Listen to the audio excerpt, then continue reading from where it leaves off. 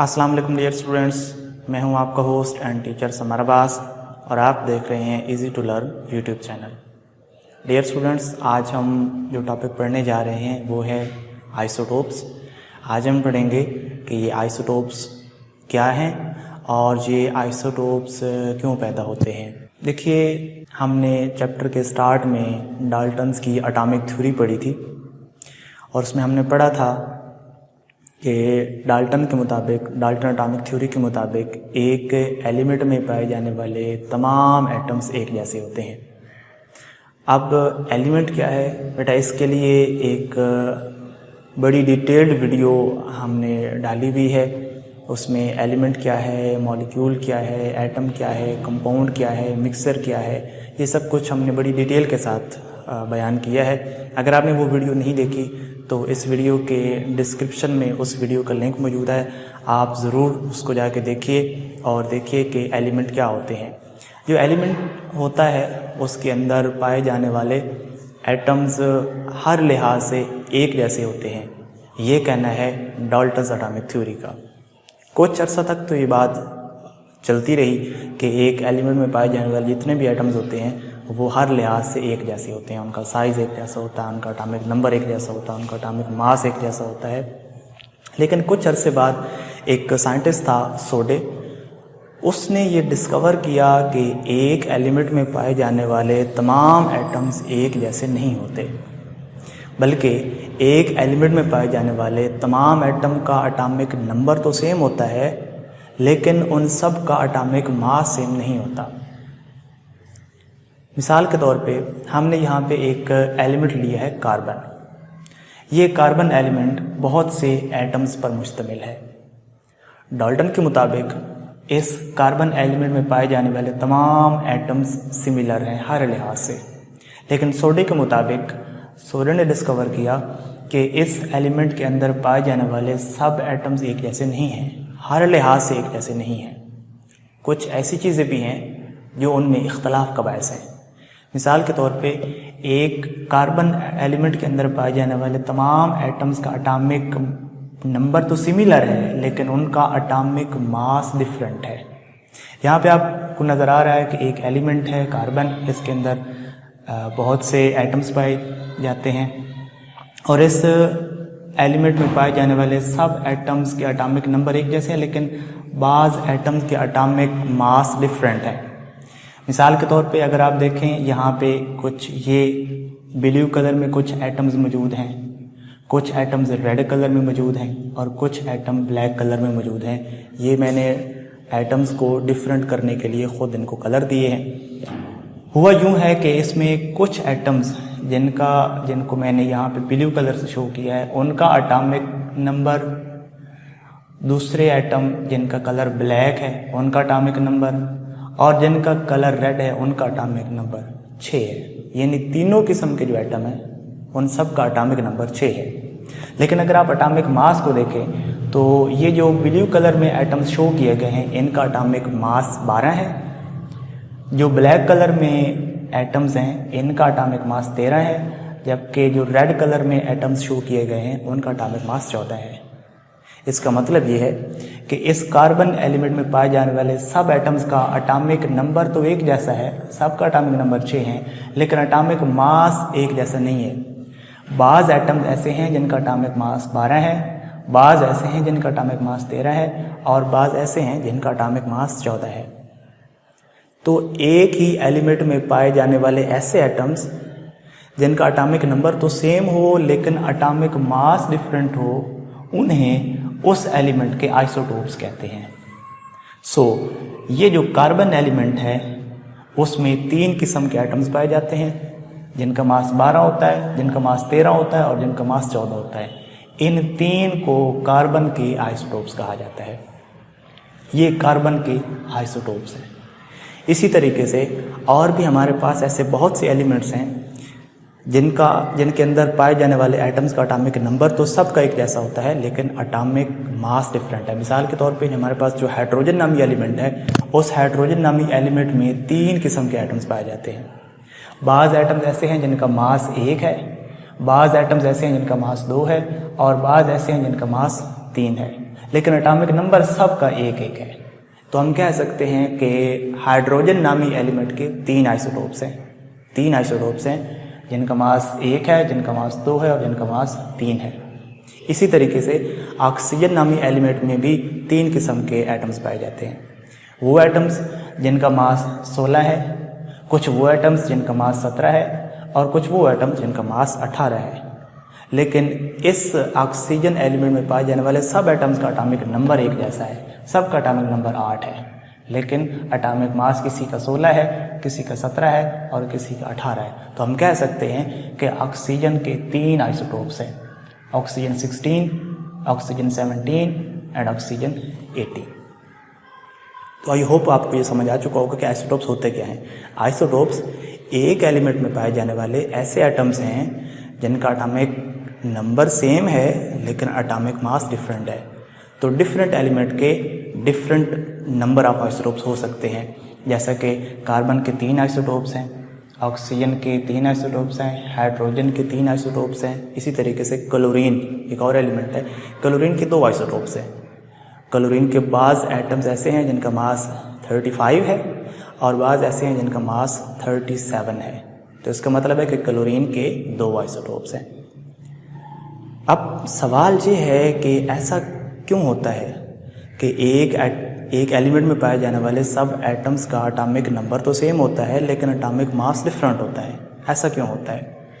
तो इसको समझने के लिए हमें ये पता होना चाहिए कि एटॉमिक नंबर किसको कहते हैं और मास नंबर किसको कहते हैं। बच्चों, जो एटॉमिक नंबर होता है, किसी भी एटम का एटॉमिक नंबर वो उस एटम में पाए जाने वाले प्रोटॉन्स के बराबर होता है। जितने प्रोटॉन्स होंगे उतना ही उसका एटॉमिक नंबर होगा।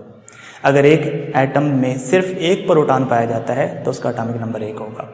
अगर एक एटम में 10 प्रोटॉन पाए जाते हैं तो उसका एटॉमिक नंबर 10 होगा।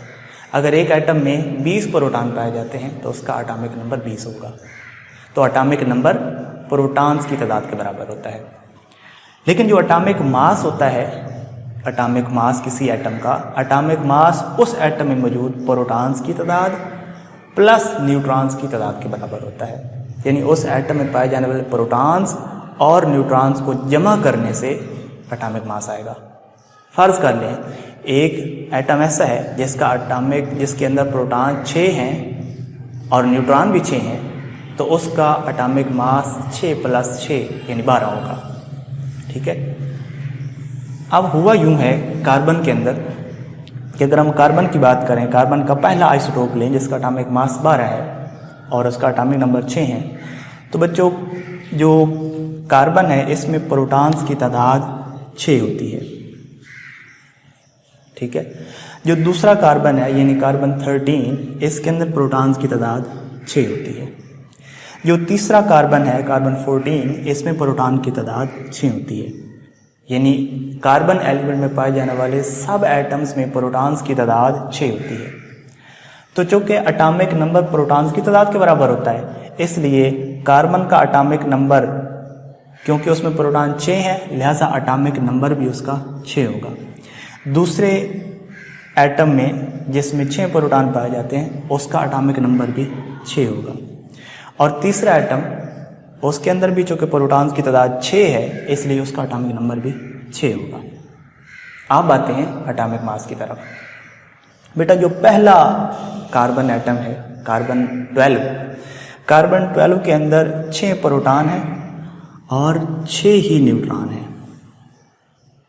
इसी तरीके से जो कार्बन 13 है उसमें प्रोटॉन 6 हैं लेकिन उसमें न्यूट्रॉन 7 हैं। इसी तरीके से जो कार्बन 14 है उसमें प्रोटॉन 6 हैं और न्यूट्रॉन की तादाद 8 है। अब अगर आप एटॉमिक मास मालूम करना चाहें तो आपको प्रोटॉन और न्यूट्रॉन को जमा करना पड़ेगा। तो कार्बन 12 का एटॉमिक मास कैसे मालूम करेंगे? 6 प्रोटॉन और 6 न्यूट्रॉन, 6 और 6 12। इसी तरीके से कार्बन 13, उसमें प्रोटॉन 6 हैं और न्यूट्रॉन 7 हैं, तो 6 + 7 13। इसी तरीके से कार्बन 14, उसमें प्रोटॉन 6 हैं और न्यूट्रॉन 8 हैं, तो 8 × 6 14। तो बेटा आपने देखा कि जितने भी कार्बन के एटम्स हैं सब का एटॉमिक नंबर 6 6 6 है। क्यों? क्योंकि सब के अंदर प्रोटॉन्स की तादाद 6 है, इसलिए सब का एटॉमिक नंबर भी 6 है। लेकिन सब का एटॉमिक मास एक जैसा नहीं है। क्यों? क्योंकि इसमें पहले के अंदर प्रोटॉन 6 हैं, दूसरे में न्यूट्रॉन, पहले में न्यूट्रॉन 6 हैं, दूसरे में न्यूट्रॉन 7 हैं और तीसरे में न्यूट्रॉन 8 हैं। तो न्यूट्रॉन्स की तादाद मुख्तलिफ होने की वजह से इनका एटॉमिक मास भी मुख्तलिफ हो गया। इसका मतलब ये हुआ कि एटॉमिक मास मुख्तलिफ होने की वजह न्यूट्रॉन्स की तादाद का मुख्तलिफ होना है। जब न्यूट्रॉन्स की तादाद एक जैसी नहीं होती उस वक्त उनका एटॉमिक मास भी एक जैसा नहीं होता। चूँकि एटॉमिक मास का ताल्लुक ना सिर्फ प्रोटॉन से है बल्कि न्यूट्रॉन से भी है। एटॉमिक मास मालूम करने के लिए हम प्रोटॉन्स और न्यूट्रॉन्स को जमा करते हैं। जब जमा करते हैं तो न्यूट्रॉन्स की तादाद चूँकि मुख्तलिफ है इसलिए एटॉमिक मास में भी इख्तलाफ आ जाता है। इसी तरीके से बाकी जितने भी हमारे पास आइसोटोप्स हैं, एलिमेंट के आइसोटोप्स हैं, उनके साथ कुछ ऐसा ही है। बेटा जो हाइड्रोजन जिसका मास 1 है इसमें प्रोटॉन 1 होता है, जिसका मास 2 है उसका प्रोटॉन 1 होता है, जिसका मास 3 है उसके अंदर प्रोटॉन भी 1 होता है। चूँकि सब में प्रोटॉन 1 1 है लिहाजा सब का एटॉमिक नंबर 1 1 और 1 होगा। लेकिन पहला जो हाइड्रोजन है ये एटम है, इसमें कोई न्यूट्रॉन नहीं पाया जाता, इसमें 1 न्यूट्रॉन पाया जाता है और इसमें 2 न्यूट्रॉन पाए जाते हैं। अब एटॉमिक मास हम कैसे मालूम करते हैं? Neutron plus proton, 1 proton plus 0 neutron, तो 1 प्लस 0 1। अब इसमें 1 प्रोटॉन और 1 न्यूट्रॉन, तो 1 प्लस 1 2। इसमें 1 प्रोटॉन और 2 न्यूट्रॉन, तो 1 प्लस 2 3। इसलिए इनका एटॉमिक मास 1, इनका 2 और इनका 3 है। इसी तरीके से ऑक्सीजन जितने भी हैं सब ऑक्सीजन के अंदर प्रोटॉन की तादाद 8 होती है, इसलिए सब का एटॉमिक नंबर 8 है। लेकिन न्यूट्रॉन इसमें 8 होते हैं, इसमें 9 होते हैं और इसमें 10 होते हैं। ठीक है, इस वजह से इसका एटॉमिक 8 + 8 16, 8 + 9 17 और 8 + 10 18 होता है। लिहाजा एटॉमिक मास के इख्तलाफ की वजह न्यूट्रॉन्स का मुख्तलिफ होना है। इसी तरीके से हमारे पास बहुत से ऐसे एलिमेंट्स मौजूद हैं जिनमें पाए जाने वाले एटम्स में एक जैसे प्रोटॉन पाए जाते हैं, लिहाजा सबका एटॉमिक नंबर 1 होता है। लेकिन उनमें पाए जाने वाले न्यूट्रॉन्स की तादाद मुख्तलिफ होती है, इसलिए उसमें मुख्तलिफ किस्म के एटॉमिक मास आते हैं। तो आई होप बेटा आपको ये टॉपिक समझ में आ चुका होगा। मैं फिर रिकमेंड करूँगा बेटा, अगर आपको एलिमेंट की समझ नहीं है तो शायद आपको ये टॉपिक सही तरह से समझ ना आ सके, तो पहले आप जाइए वीडियो के डिस्क्रिप्शन लिंक में जाइए, वहाँ पे उस वीडियो का लिंक मौजूद है। Element, molecule, mixer, compound, atom, ये सब क्या होते हैं पहले वो कंसेप्ट क्लियर कीजिए और फिर उसके बाद आप आइसोटोप्स वाले टॉपिक में आइए, आपको आइसोटोप ज़रूर समझ में आ जाएगा। फिर भी बेटा अगर आपका कोई सवाल हो, आपका कोई पॉइंट हो जो आपको समझ में ना आए हो तो आप कमेंट सेक्शन में लिखिए, हम आपको इसका जवाब देंगे। Thank you very much.